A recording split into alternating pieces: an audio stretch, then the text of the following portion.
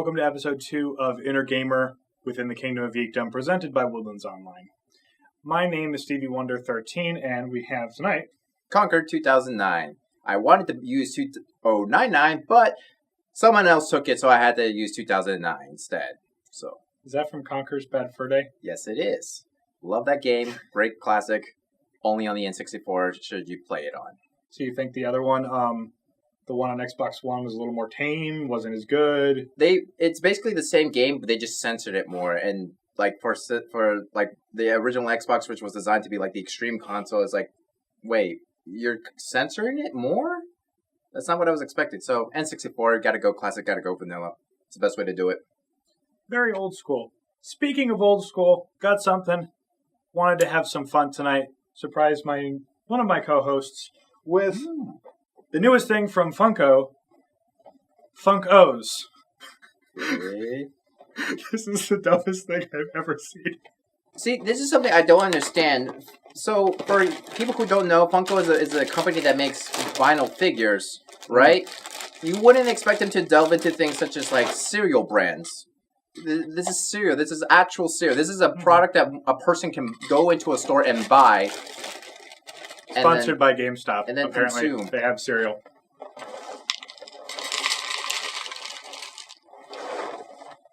For your viewing pleasure, we'll be the guinea pigs in tasting these. I have never eaten this before. I just bought it today. We will honestly see if it's any good. I am genuinely surprised. Ooh, it's got a nice scent to it. Okay. Here's some milk. Some for me. How's it taste, Adrian? First bite goes to you, bud. First bite. Here we go. Oh. Okay. Definitely not Fruit Loopy. It's more, what's the word? It's like it's like Fruit Loops and Cheerios had unholy alliance. It's like Trix. I don't know. It's like the weird flavoring of Trix. Oh my god, it's a Trix off-brand. Exactly. Except they're, It's like one stage down from the bag cereal. It's so oddly tasting that you just can't stop eating it. Okay. Now that we've gotten that done. What do you think of the new Red Dead coming out? So, I'm really intrigued to see what, Rockstar is coming out with this new Red Dead. As we know, it's going to be a prequel story for John Marston. But we're also seeing some new characters in there that provide like a new, different backstory. A lot of the characters that we saw in the first game were introduced and, they came out as antagonists. But now we're going to get to see their backstory because every villain needs a good backstory. So I'm really intrigued to see how that's going to be. I saw the specs and how it's going to be basically double what the original game is. So that should be interesting. Do you think we're going to see a return of the zombie apocalypse of Red Dead? Because that was a standalone game that did well enough that it got a 10 out of 10 too, judged completely separately on its own. I love Undead Nightmare, especially riding the, what was it? It was a unicorn that was a horse that you can all. That was just a lot of fun. It was the 4 horses of the apocalypse. Exactly, and that was just pretty fun. So I would definitely, welcome another zombie-themed Red Dead Redemption, especially if with all, the updates that they've added to the game. It should be interesting. I don't think they would, but I would definitely like to see it, and I think there's a strong fan following for it, too.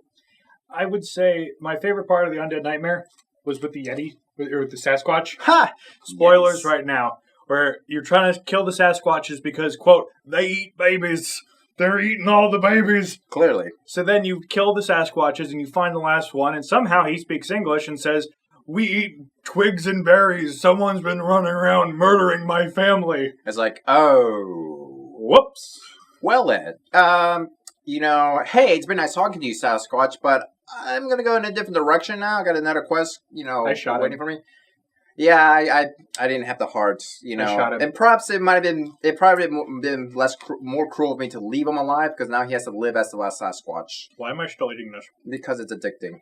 At least we have our gaming-themed bowls as well. Rocking some Pokemon bowls. Okay. Next up, let's see. You're a big zombie guy, right? Yes, very much so. So, Resident Evil, there's a new one coming out. Yes. I cannot wait for this new Resident Evil remake that's coming out. It's going to be interesting to see the parts that get remade or remake, whatever it is that they're going with. It should be interesting because Leon Kennedy is arguably one of the big faces of the Resident Evil series. Resident Evil 2 was really great, well done. It's definitely one of those like originals that I would recommend replaying, be it however you can get your hands on it. And seeing it come to life in HD form should be amazing to see, because I feel like this is like, again, a good return to the roots that Resident Evil is known for the horror survival style that we've all come to grow and love. I mean, I honestly think the first couple Resident Evils, sure, it's zombies. Umbrella Corps trying to do something, makes crazy zombies. Lots of zombies there. I feel like the Resident Evil franchise got away from itself at some point, where you're not fighting zombies, you're fighting somewhat intelligent, crazy monsters who use miniguns and bazookas, and there's zombie demon wolves, and it's like the Matrix with the lab coats or the black coats and stuff. And I don't know. That's my thoughts on it. That I feel like it's getting away from. Part of it, Capcom as a company was like looking to try to make their games a little bit more accessible for people who weren't used to the survival horror action, and that's why they enemies started becoming like BOWs, bioorganic weapons. The other cool aspects though that this new return to style is that they did with Resident Evil 7.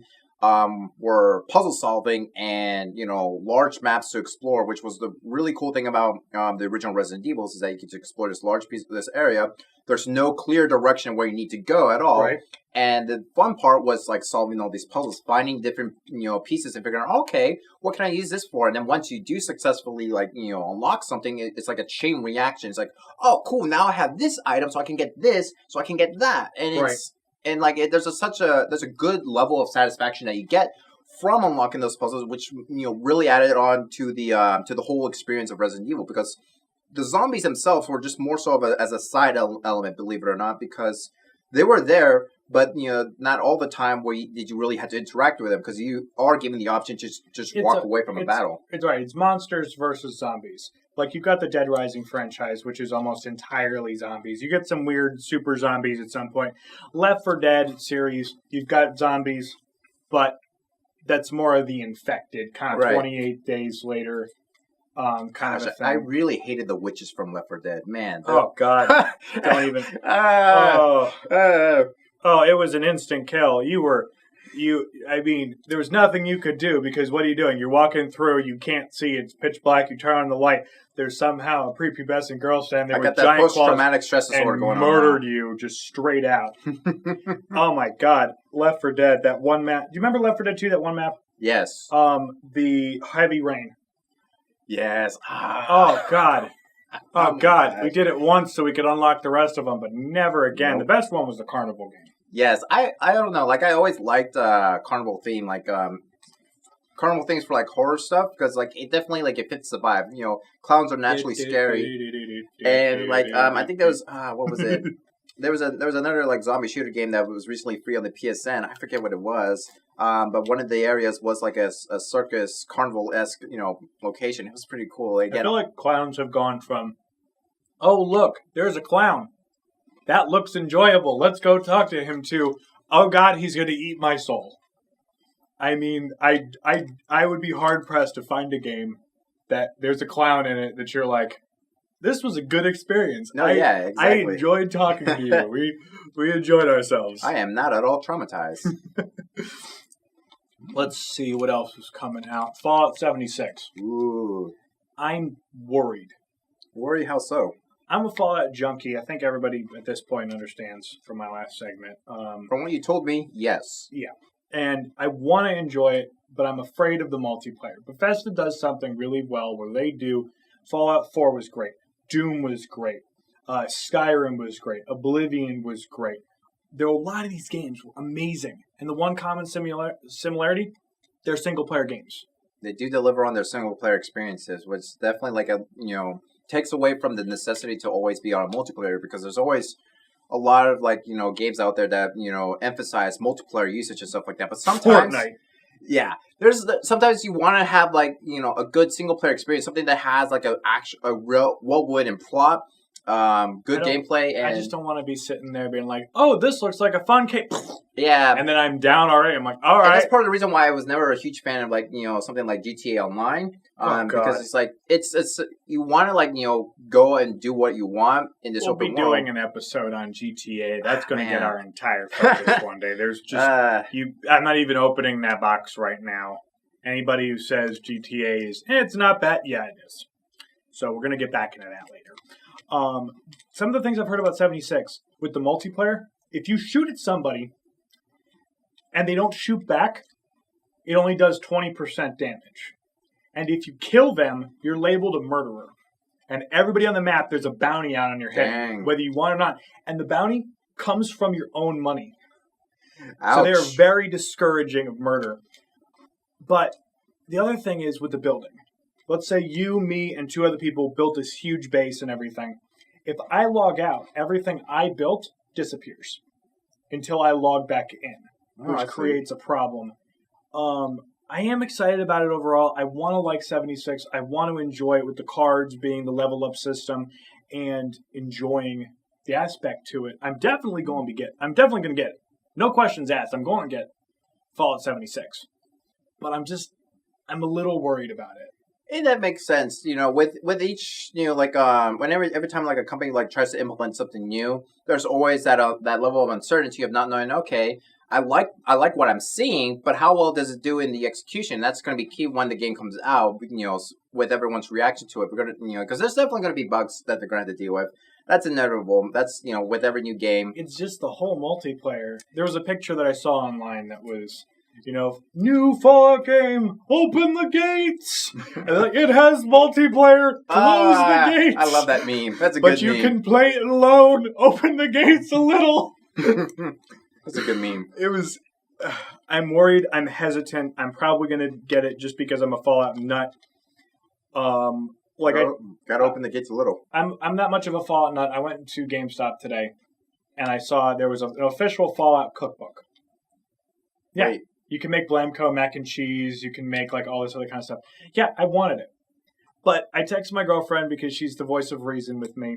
And she said, you don't cook. What are you going to do with this?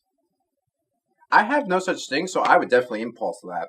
Impulse buy that. To be honest, because I have this bookshelf of just many game manuals and cookbooks from games. So, The World of Warcraft cookbook's also really good from what I hear. That would be... That was part of the Loot Crate bonus. So just create a collection of books like that.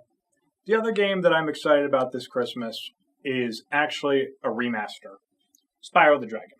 Ah, yes. And I'm a little bothered by the fact that it was supposed to come out this month, but it got delayed and it got moved back. Call me a conspiracy theorist, but I believe they didn't want it competing with Spider-Man. You put 2 PlayStation games out at the exact same time, 2 heavy Sony games, which is going to be on Xbox, of course. But Spyro is more so on PlayStation, similar to what Crash Bandicoot is. Right, but that also came out on Xbox as well. And Nintendo Switch, go figure. Right? Yeah. I want it. I'm going to get it when it comes out. It's such an amazing series. I still love Spyro the Dragon 3, where you have to find all the eggs and there's all the extra stuff. And there was a skateboarding minigame, which we'd constantly just play that over and over and over again. They did a good job on Spyro the Dragon, and I'm genuinely excited for it. We need more platforms. There was a good gap in the years where there wasn't a whole lot of major platforms with identifiable characters. The only platform I can think of was Yooka-Laylee. Right? Which, Yooka-Laylee, if you don't know what that is, it was the spiritual successor of BanjoKazooie. In the way that you talk to somebody who goes, and just burps and everything. It had that weird voice. It's like, you ever seen those episodes of the Peanuts, Charlie Brown, how all the adults speak wah, wah, wah, wah, wah, wah. Basically, kind of like that. Everybody speaks that way, and Yuka and Laylee are... I want to say Yuka's the lizard. Laylee is a bat that lives in his backpack. Yeah. And I tried it. I played it. It looks like a great kids game. Great possible Christmas item because it's super cheap at this point because it came out last year. Also very colorful to the eye. And the whole adventure, just the beginning, first 20 minutes is, there's this great book that contains all the mysteries of life, blah, blah, blah, this, that, and the other. It's like if God had a handbook. Okay. And somebody decides to rip all the pages out. So the whole point is you're trying to put the book back together so you can read the book. Great children message, by the way. The only difference I saw from Banjo-Kazooie was Yuka's a little bit faster. Physically faster. Banjo-Kazooie from that. walks around. And definitely... the pacing of the game is a little bit more like accelerated than like a BanjoKazooie game, which you had a little bit more like it felt more relaxed in that like you could explore the area that you couldn't just enjoy getting lost in I could never find everything in BanjoKazooie. I played Banjo-Tooie, I tried to get into it, and I just got lost, and then finally I got to that carnival level. Do you remember that one with the rhino who's got like half a star for his sanitariness and everything, and there's the French fried fox who's that whole thing was that's what I love about Rare games. Rare was such a good company, and that's again part of the reason why I like Conker's Bad Fur Day. Come full circle. It's the same company that makes them, and like Conker's Bad Fur Day also had a similar open world, albeit a little bit more mature in some aspects. But it was still a fun experience going apart to different worlds because it was a kind of non-linear adventure they could do, and just finding all the secrets. It was also a first of its kind, a rated M game like that on the N64, on the Nintendo console, which was mostly primarily deemed as like the de facto family console. Right, Mario Party, Mario Kart, Mario Tennis, Mario 20 minutes later, Mario. Basically, just add think of something and then just add Mario in front of it. And that's basically he did everything. That's everything. Soccer, baseball. The only thing he hasn't touched is football. Not like American football. That and lacrosse. I think are the only two sports he hasn't touched. The Olympics, he swam. He did all the other stuff. So it was definitely. It was definitely like interesting, and that's what makes the game also quite intriguing to a lot of players because like there was hardly any like in production. If you look it up, how much like the resale value on a copy of Conker's Bad Fur Day is, it goes for a lot for an N64 game. Yeah. And I'm lucky enough that I even have a copy because I got it when I was like really young. Oh my god, when I was little, that was the game that Blockbuster kept it behind glass. Like my mom accidentally bought it for me, thinking that it was an okay game. But as soon as they saw like the violence, it's like, oh wait, what did we buy? Nope. Some of the games, it's funny because both of us used to work at a retail establishment that sells video games. And one of the things we would always do is try to keep children from getting the heavy games. I've seen every kind of argument that a child could throw at their parents, and I would immediately shut it down. You know what the best ones were?